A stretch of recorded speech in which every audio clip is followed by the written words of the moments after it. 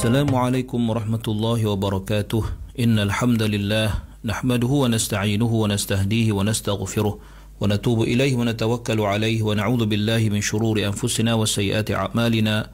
May yahdihillahu fahuwal muhtadi wa may yudlil falan tajida lahu waliyyan murshida.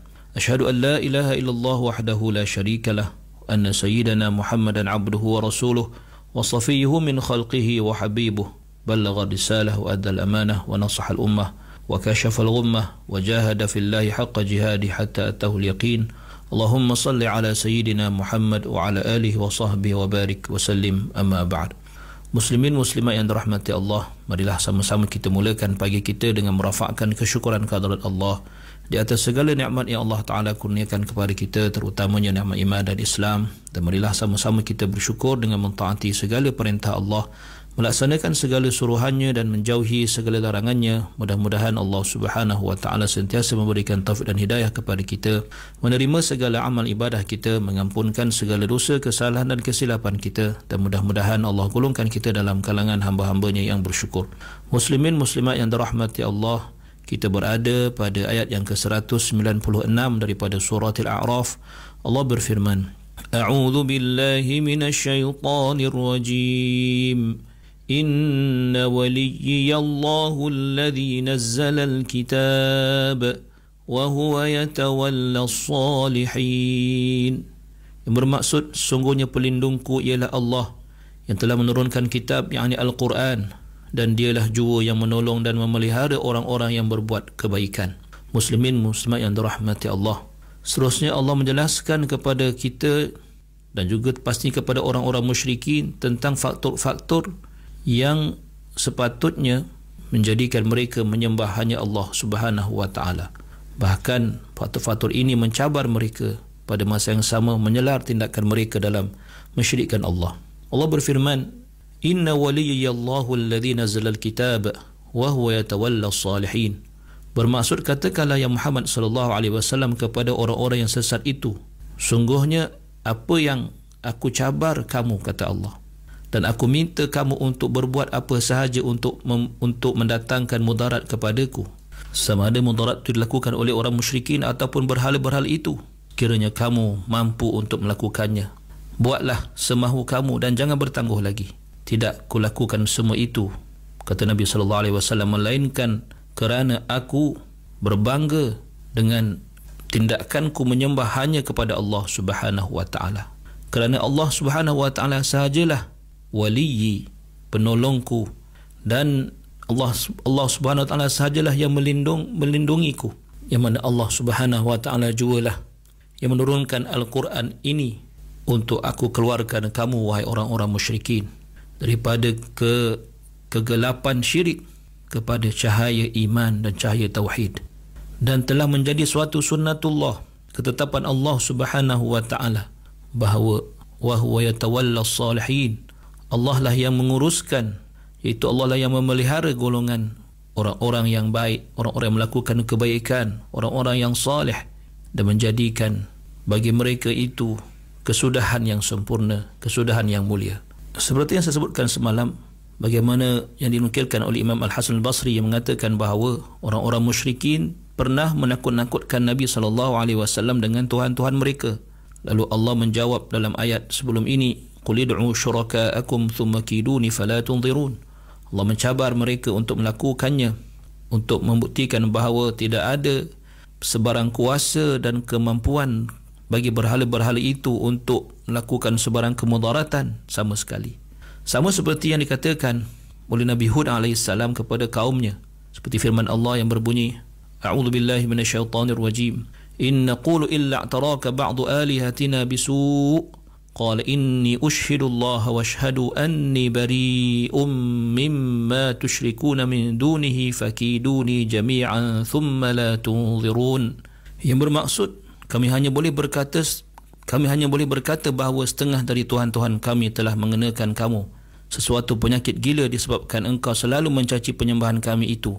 Nabi Hud menjawab, sungguhnya aku menyeru Allah menjadi saksi tentang kebenaranku, dan kamu juga saksikanlah bahawa aku bersih dari dosa perbuatan syirik kamu, iaitu menyembah yang lain dari Allah. Maka rancangkanlah tipu helah kamu semua terhadapku, Kemudian jalankan terus, janganlah kamu beri tempoh kepadaku mempertahankan diri. Muslimin muslimat yang dirahmati Allah. Kemudian Allah menyatakan dalam ayat yang ke-197 yang berbunyi, A'udzu billahi minasyaitonir rajim. والذين تدعون من دونه لا يستطيعون نصركم ولا أنفسهم ينصرون. Yang bermaksud, dan benda-benda yang kamu sembah selain Allah tidak akan dapat menolong kamu, bahkan tidak dapat menolong dirinya sendiri.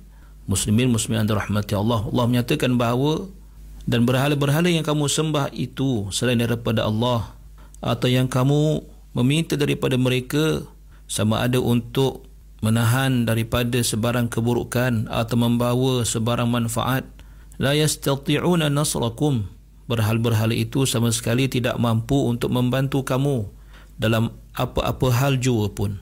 Dan selain daripada itu, fahum wala anfusahum yansurun, mereka juga tidak mampu dan tidak berupaya untuk mempertahankan atau untuk menolong diri mereka sendiri, untuk mengelak daripada dikenakan sebarang perkara yang tidak baik kepada mereka jika mereka diserang atau mereka dikenakan sebarang tindakan oleh sesiapa jua pun. Muslimin muslimat yang dirahmati Allah. Kemudian apa lagi kata Allah, ayat 198 yang berbunyi, A'udzu billahi minasyaitonir rajim. Wa in tad'uuhum ilal huda la yasma'u wa tarahum yanzuruna ilaika wa hum la yubsirun. Yang bermaksud, dan jika kamu menyeru benda-benda yang kamu sembah itu untuk mendapat petunjuk daripadanya, mereka tidak dapat mendengarnya, dan engkau nampak benda-benda itu memandangmu padahal mereka tidak melihat. Muslimin muslimat yang dirahmati Allah. Allah meneruskan lagi hujahnya di dalam ayat ini. Allah menyatakan, wa in tad'uhum lal huda, dan sekiranya kamu meminta kepada berhala-berhala itu untuk memberi sebarang petunjuk kepada kamu, supaya mereka memandumu untuk memperolehi apa yang kamu mahukan, berupa kemenangan dalam menghadapi atau berhadapan dengan musuh-musuh atau yang lain-lain, la yasma'u, berhala-berhala itu sama sekali tidak dapat mendengar apa-apa, terutamanya apa yang kamu minta daripada mereka. Dan kalaulah mereka atau berhala itu mendengar, mereka tidak akan dapat untuk melakukan atau tidak dapat untuk memperkenankan dan melaksanakan apa yang kamu mahukan, kerana ia sangat lemah dan tidak berdaya untuk melakukan sesuatu. Wa tarahum yanzuruna ilaika wa hum la yubsirun, dan kamu melihat mereka atau melihat berhala itu seolah-olah melihat kamu, sedangkan mereka tidak dapat melihat.